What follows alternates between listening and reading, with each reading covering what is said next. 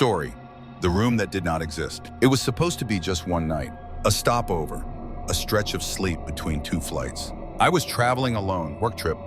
My layover was longer than expected due to a delay, and by the time I landed, the last regional train had already left. So I opened one of the hotel apps and searched for the cheapest room within a 10-mile radius. That's when I found the Ash Pine Inn. It didn't have a great rating, but it had a room, and that's all I needed. A bed, a shower, a locked door. I booked instantly. My Uber driver, a tired-looking man in his 50s, squinted at the address. "You sure about that one?" "Yeah, why?" He shrugged. "It's just kinda old. My grandma used to take me past it when I was a kid. Don't remember hearing much about it lately. You got your key already?" "It's prepaid." He didn't respond, just drove. The Ash Pine Inn sat on the edge of a pine grove just outside city limits. Its sign buzzed faintly with red neon light. Only ASHPINE was working. The inn flickered erratically like a dying firefly. Inside the lobby, there was a strange stillness, the kind of silence that didn't feel empty, but expectant. The walls were yellowed and the overhead lights flickered with a slow, sick rhythm. Behind the desk was a man in his 60s with wispy white hair, hunched over a ledger. He didn't look up. I cleared my throat. "Hi, I have a reservation under Marcus Vale." He blinked slowly. "Online, I think, through Hotel Swift?" His bony hand flipped a page. "One night, room 104B. He handed me a key, an actual metal key with a rusting tag labeled 104B. Something about that surprised me. I don't remember the last time I'd used anything but a key card in a hotel. "Thanks," I said. Breakfast? Checkout?" "Checkout's at 11. No mention of breakfast." I took the key and headed down the hallway. The halls were oddly empty. Most of the lights worked, but there were no sounds. No TVs murmuring behind doors, no thumps of footsteps overhead. Just the low hum of electricity and the occasional groan from the building's bones. I found 104 easily enough, then 104A. Then around a sharp turn in the hallway, past a short set of creaking stairs, I found 104B. The door looked different, older. The paint had bubbled in places and the numbers were brass, not plastic like the rest. The doorknob looked replaced, shinier than it should have been. A faint scent of something, old wood, mildew, hung in the air. I hesitated, not out of fear, just something instinctual, a tickle at the base of the brain. But I was tired, so I unlocked the door and stepped inside. The room wasn't terrible, just dated. There was a double bed with floral sheets, an old TV on a wooden dresser, a desk with a dusty notepad, and a lamp with a leaning shade. The window had heavy curtains that didn't quite meet in the middle. The walls were pale green, and the ceiling fan turned with a soft groan. I dropped my backpack and sat on the bed. Springs squeaked beneath me. Not the worst place I'd stayed, by far. The bathroom was tiny, just a stall shower, sink, and a mirror with tiny black spots at the corners where the silver backing had started to decay. I brushed my teeth, changed into sweats, collapsed onto the bed. Outside, wind rustled the trees. Inside, the fan clicked slowly overhead. Sleep came faster than expected. I woke up around 3:12 a.m. Sudden, no dreams, no noise. Except a whisper? I sat up, heart already picking up pace. The whispering wasn't in the room. It was faint, distant, like a radio playing in another room with the volume too low. It had no clear source. I turned off the fan. Still there. It wasn't a language I understood, but it was rhythmical, like chanting. I pressed my ear to the wall. Nothing. Then to the floor. Still nothing. I opened the bathroom door, looked around. Empty. But the mirror.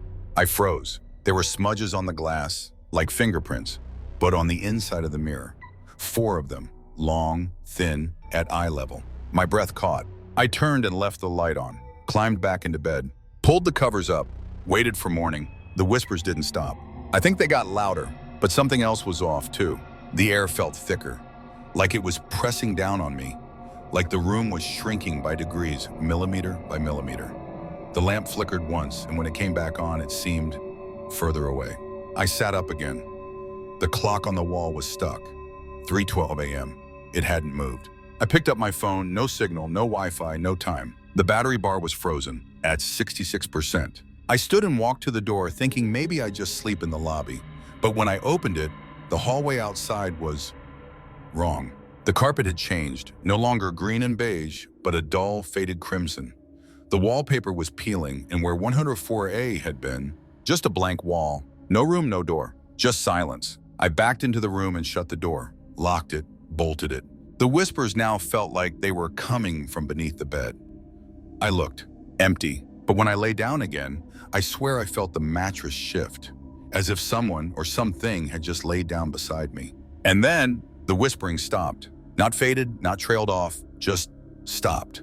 And I heard breathing, right behind my ear, but I couldn't stop thinking about it. All day, as I sat in that room with the curtains pulled tight, I stared at the spot on the floor where the hatch had been. My shoes were still muddy.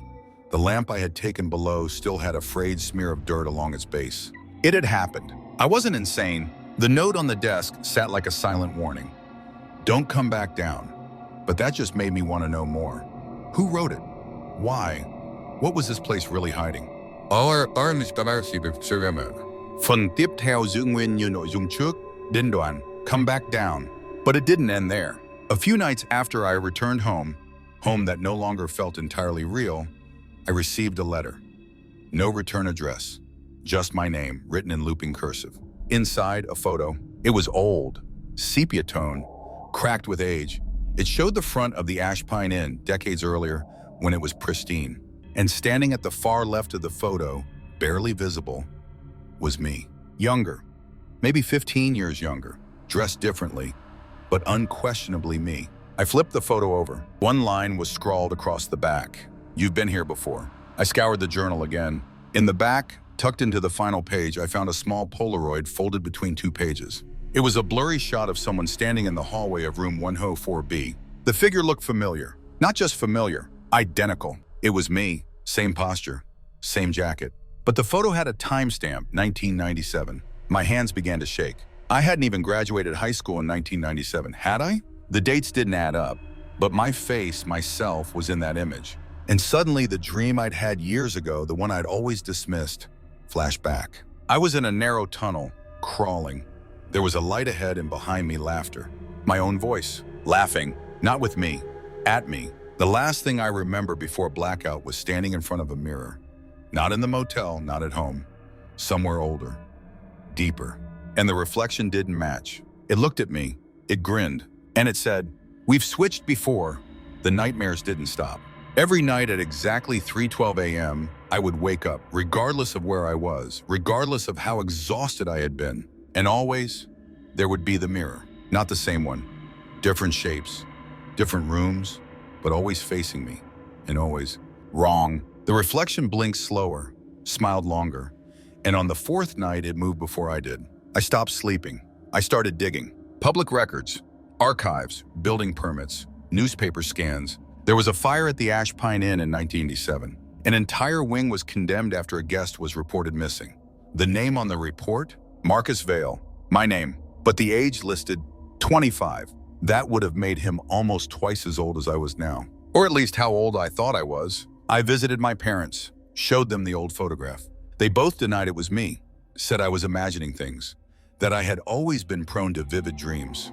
But when I went to the attic and opened the old family albums, there were gaps, whole years missing, blank pages where photos should have been, scorched corners, torn faces, and one photo tucked behind another of a family trip. In the background, the Ash Pine Inn. Back at my apartment, I finally opened the journal again. I flipped to a page I had never seen before. It wasn't written in ink. It looked like it had been etched in, scratched by something sharp. The room remembers, but it does not forgive. It stored what you gave it. Now it wants what's left. Below that, a scribbled map, a path, leading deeper than the tunnel I'd walked, to something labeled the core. And beneath that, to undo the switch, you must make it whole. The next morning I returned. The Ash Pine Inn was still abandoned, but I found a way inside, through a window left cracked by time or invitation. The interior was untouched by decay, dustless, still. The hallway to room 104B was longer than I remembered, but I reached the door, same brass handle, same warped wood. I pushed it open. Inside, the room was exactly as I left it, except the mirror was gone. In its place, a doorway. And beyond that, steps leading down. The same whispering returned, but it no longer frightened me. I descended. The tunnel twisted, grew narrower, and finally opened into a chamber, round, pulsing faintly with a red glow. At the center, another mirror, cracked, ringed in symbols, smiling. My reflection stood there, but not still, alive. It spoke first. "You came back late." I didn't answer. "It's okay," it said. "The room forgives, but it won't forget." It held out a hand, and for the first time, I saw its eyes. They weren't mine. Not anymore. I took a step back. It mimicked nothing. "I want it undone," I whispered. The reflection tilted its head. "That's not how it works." "Then how?" It stepped forward, out of the mirror. The glass didn't crack. It welcomed it. "I've kept your place warm," it said, "but the room doesn't take kindly to abandonment." I tried to move, but my feet felt rooted. The walls of the chamber pulsed like veins, growing tighter, closer. "Why me?" I asked. "Why this?" The reflection knelt before me. "Because you left part of yourself behind in 1910, and the room filled the space you left.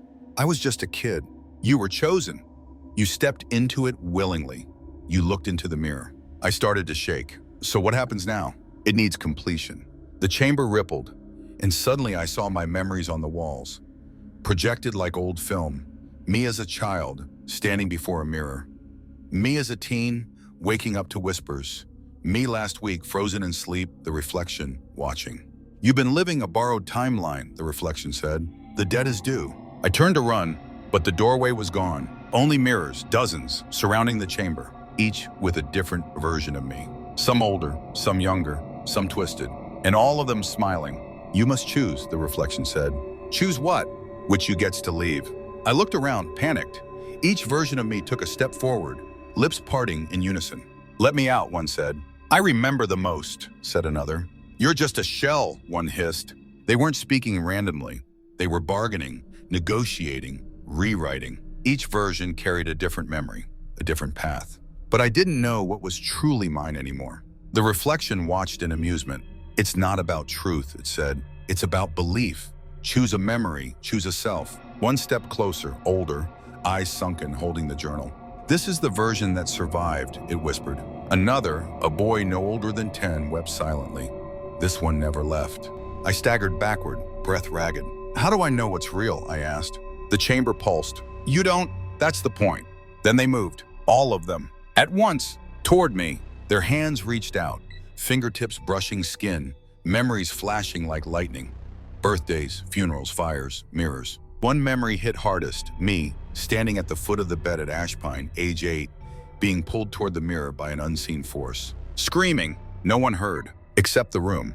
I reached forward, grabbed the hand of the weeping boy. The others screamed, voices folding over each other in thunder. The chamber collapsed into black. Silence. When I woke, I was lying in the bed at Ashpine Inn. Morning light filtered through the curtains. I sat up, heart pounding. The mirror was back, and in it, my reflection matched me perfectly. Except for one thing. It didn't blend, but the scream didn't stop. It rang through the hallways, echoing across empty rooms, into the bones of the building. And the building responded. Walls rippled, carpets exhaled. The chandelier above the reception desk began to sway, although no wind had touched it in years. Then the ledger caught fire. No spark, no source.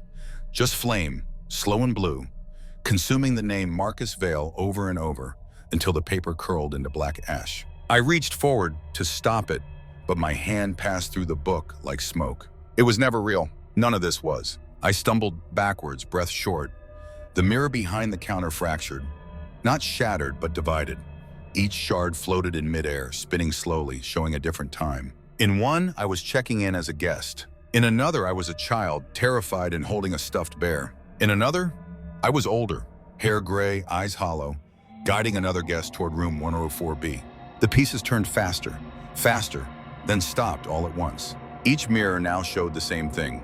An empty room, room 104B. No guests, no furniture, just the mirror on the wall, and in it, something stirring. Not me, not anymore. A voice whispered in my ear, but there was no mouth to speak it. "You stayed too long." My knees buckled. "Now you belong to the room." I looked down. My hands had begun to fade like watercolor left in the rain. Fingers melted into mist. My voice no longer sounded like mine. It sounded borrowed, a collage of echoes. The boy returned, the one from the mirror. Only now he wasn't me. He was someone else, a new guest, a new version.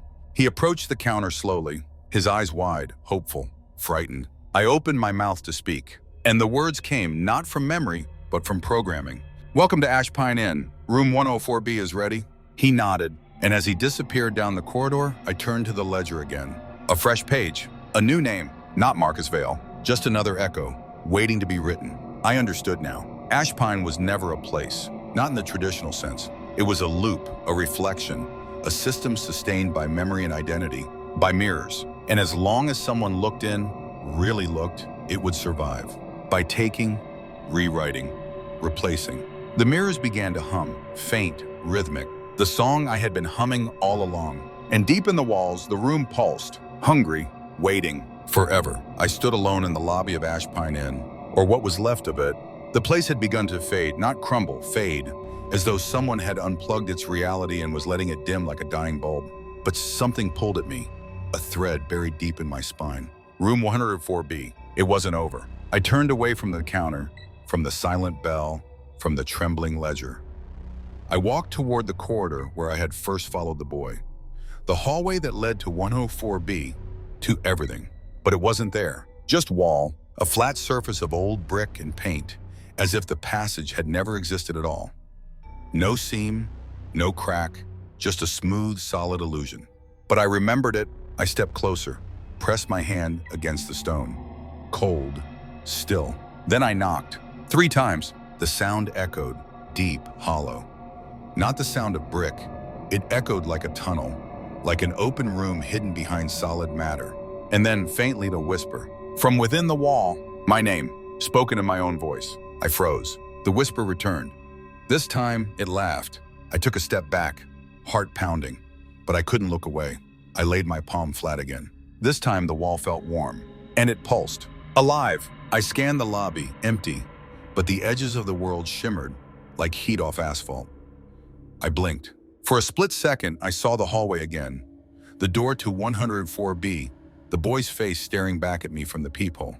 Then it was gone. I returned that night, and the night after. Every time the hallway was gone, but the pulse remained. A beat beneath the wall, slow and steady, calling. After a week, I brought a crowbar. I pressed my ear to the stone. Nothing. Then I whispered, "I remember." The wall answered, "Then let us begin again." And it cracked. I forced the stone loose. Dust spilled out. Then darkness. A tunnel. Narrow, damp. It shouldn't have fit, but it bent space, curled inward like memory. I crawled. The tunnel whispered. Not with words, but moments. Regrets. Secrets. My mother's face when I disappointed her. The time I stole and never confessed. The feeling of love I didn't return. The weight of silence in a childhood bedroom. Each foot forward dug deeper into my own mind. Until I found a door. It wasn't numbered. It was breathing. I touched the handle and opened it. Inside, a perfect replica of room 104B. But everything was reversed. The mirror on the wrong wall. The bed rotated. The air too warm, almost wet. In the mirror, not my reflection. The boy again. But this time he spoke aloud. "You shouldn't have come back." "I had to." "Then you'll have to choose again." He stepped forward, out of the mirror. Flesh, real. Behind him, more doors appeared, endless.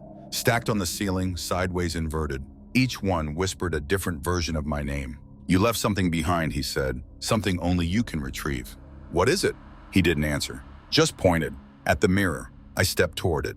This time, it didn't reflect anything. Just darkness. And within the dark, my voice. "You never left." Suddenly, the floor dropped beneath me. Not physically, not structurally, but the sensation of falling without motion took over. Like I was being pulled inward through layers of myself. Each door I had seen now loomed around me, suspended in black. Some creaked open, showing brief flashes. A birthday party I never attended. A hospital bed I never woke up in. My father's voice saying my name, but he had died when I was 6. Were these lives that could have been? Or lives I had lived and forgotten? The boy, now a man, stood beside me, again, older. Wearing my face, my voice. "You must choose one," he said. "What if I choose wrong?" "You already did. That's why you're here." I turned slowly, eyeing the doors. Each pulsed with energy, a memory, a fate. One glowed faintly blue, cold. Another flickered like static. One was wide open, and beyond it, nothing but silence. "Which one is mine?" I asked. The man didn't answer, because now I stood alone. And I understood. None of these doors led out. They led in. Ashpine wasn't a place I had visited. It was a part of me, built from memory, regret, possibility. The hallway had never truly vanished. It had only gone deeper. I stepped out forward. chose the door that whispered. As I passed through it, I saw the mirror again. In it, I wasn't alone. I was standing behind the counter. The clerk, smiling, waiting, and then the mirror went black. It was past midnight. The hallway was gone. The mirror had gone black. And I stood once again, alone in the dark. Only this time I could feel the room breathing. I reached for my phone. Some instinct, half panic, half desperation, urged me to look, maybe to find proof I wasn't crazy. That all of this wasn't just a dream spiraling further and further inward. When I unlocked the screen, the photo app opened on its own. There was a new picture at the top. It hadn't been there before. My blood froze. It was a photo of me, sleeping, in room 104, taken from above, from the corner of the ceiling, like a security camera. My body was curled in bed, pale in the dim light, my mouth slightly open, one hand resting near the edge of the mattress. But that wasn't the worst part. In the upper left corner of the frame, barely visible in the shadows, was a figure. Tall, thin, standing beside the bed. Watching me, I stared at the photo, zoomed in. The figure was blurred, indistinct.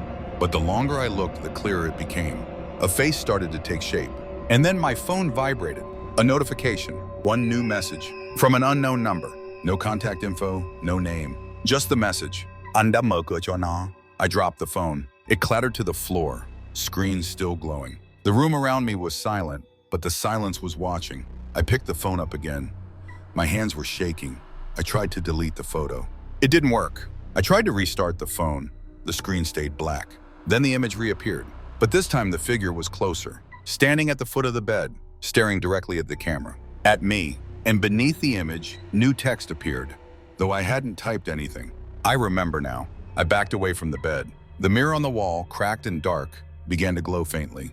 And then, slowly the figure stepped out of the photograph, not metaphorically, literally. It peeled away from the frame like fog, rising into the room, becoming denser, forming limbs, a torso, a face. My face, it was me, but older, hollow, a version of myself that had lived here for too long. You shouldn't have looked, it said. Its voice was static, not sound, but memory. What are you? I asked. I'm what's left. Of me, of everyone. The lights flickered. The walls throbbed. The bed dissolved into mist. The phone buzzed one last time. The screen now showed a countdown. Go 10, or 9. You opened the door, the thing said. Now you must finish it. I screamed, but no sound came out. Only echoes. The mirror stretched open. The reflection grinned. The boy stood behind it. So did the man. So did hundreds, no, thousands of versions of myself. Watching, judging, smiling. As the timer hit 0, the phone exploded into static. And my body collapsed. But I didn't die. Not exactly. I awoke in bed. Same room. Same air. No phone. Just a piece of paper on the nightstand. One line scrawled in my own handwriting. We never leave. We just forget. I tried to run. And the door was gone. I turned. The mirror now reflected a window. Behind it, the figure stared back. My face, only it blinked. And I didn't. In the world outside, another guest checks into Ash Pine Inn. They don't know yet, but they will. And when they sleep, they'll find the photo on their phone. The same angle, the same shadow, and the same message. You opened the door.